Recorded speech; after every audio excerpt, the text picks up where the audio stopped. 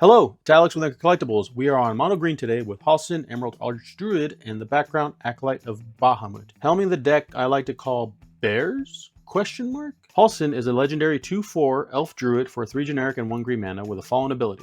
You pay 1 generic mana, and until end of turn, target token you control becomes a green bear creature with base power and toughness 4/4, in addition to its other colors and types. And we get to choose a background. The background is Acolyte of Bahamut, which makes our first dragon spell we catch each turn cost 2 generic less to cast. This deck was a bit more interesting and difficult to build, with not a lot of dragon spells creating tokens. So we have other cards to make tokens early to increase our board presence and make them into bears. So we can cast and swing in with those big dragons, or just constantly bombard our opponents with quote-unquote bears that are also clues and treasures and food. But first, the veggies. Ramp, we got Cultivate, Dragon's Hoard, Jade Orb of Dragonkind, Dragonstorm Globe, which also pumps our dragons, Bloomvine Regent that we can cast later as a dragon, and Frontier Siege. For card advantage, we got cards like Icon of Ancestry, Draconic Muralist, Realm Walker, Herald's Horn, and Chronicle of Victory. All cards that care about creature types, and we will be choosing dragons. For disruption, we got a couple fight spells in Ram Through and Prize Fight, as well as Beast Within, and the new Chomping Changeling from Lorwyn Eclipse. Our mass disruption is Season of Gathering,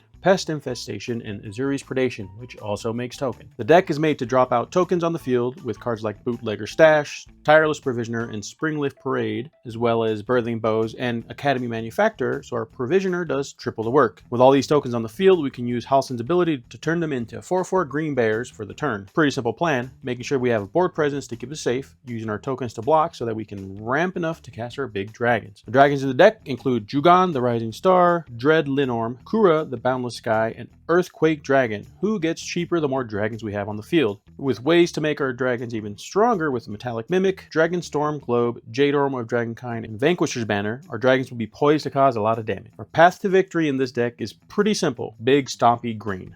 Make a lot of tokens, turn them into bears, and slowly hit our opponents, and then cast our big dragons and swing out for way more damage, clearing the board with some of our fight spells and using Azuri's Predation to clear out the majority of our opponent's blockers to swing in for lethal. Or cast Overwhelming Stampede, pumping up all our creatures. That's the deck I call Bears?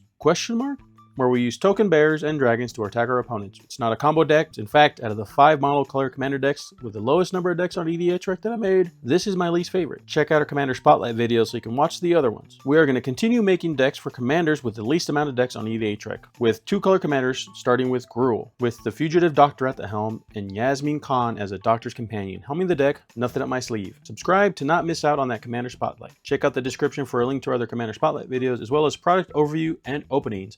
Best of luck with your pulls, best of luck with your games, and have a good one.